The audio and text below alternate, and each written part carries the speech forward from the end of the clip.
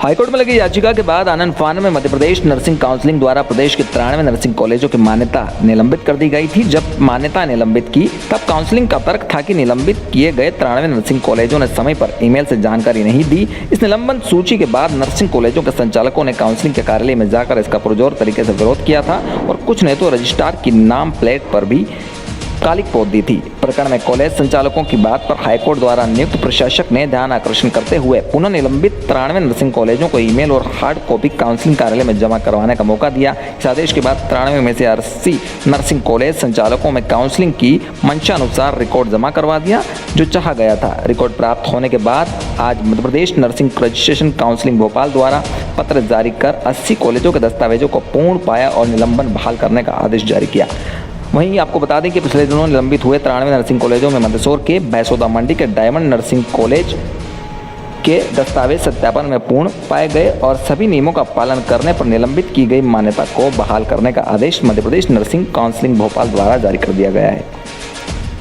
बैसोदा से इसके मीडिया के लिए रिजवान शेख।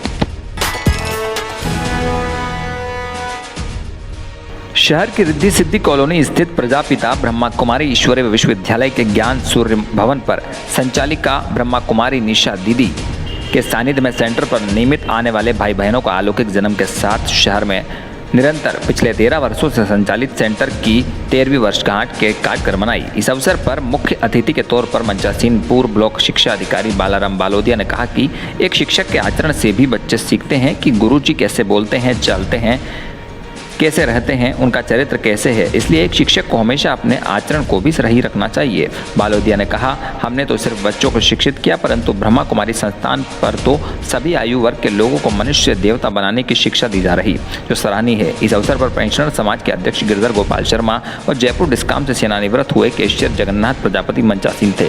सेंटर की संचालिका ब्रह्मा कुमारी निशा दीदी ने सेंटर पर नियमित मुरली क्लास में आने वाले भाई प्रमोद शर्मा, राकेश भाई, दिनेश व्यास, सेनानिवृत्त व्याख्याता भेरूलाल व बहनें गीता पारेता, कविता, ललिता व सुलिया चौकी वाली गीता बहन का भी कुंकु, अक्षत व माला व केसरिया दुपट्टा पहनाकर स्वागत किया। इससे पूर्व सेंटर के संचालिका ब्रह्मा कुमारी निशा दीदी उपस्थित अतिथियों भाई बहनों को सेंटर की गतिविधियों के बारे में जानकारी देते हुए कहा कि भवानी मंडी में 18 सितंबर 2009 को सेंटर की शुरुआत हुई थी और तभी से उनके व अन्य दीदियों द्वारा समय समय पर अपनी सेवाएं सेंटर पर दी जा रही।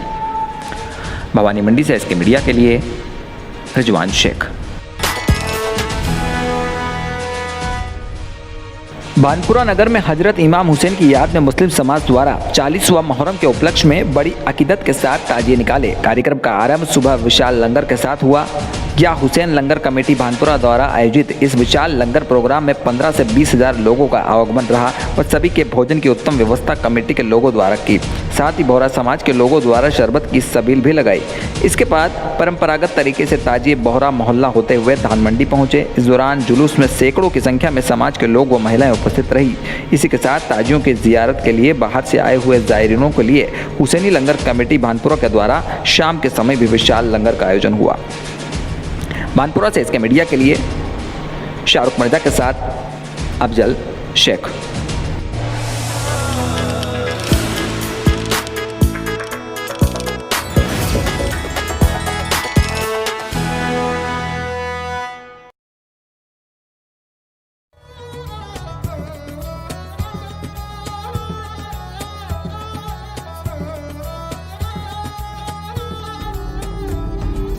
कई बार व्यक्ति तनाव में कीटनाशक दवाई सल्फास जहर को खा लेता है जिससे मरीज की मृत्यु भी हो जाती है।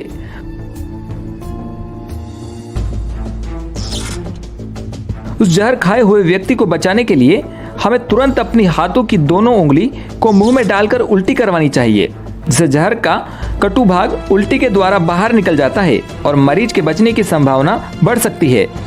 जितना जल्दी हो सके हमें मरीज को अस्पताल ले जाना चाहिए ताकि डॉक्टर के द्वारा जल्द से जल्द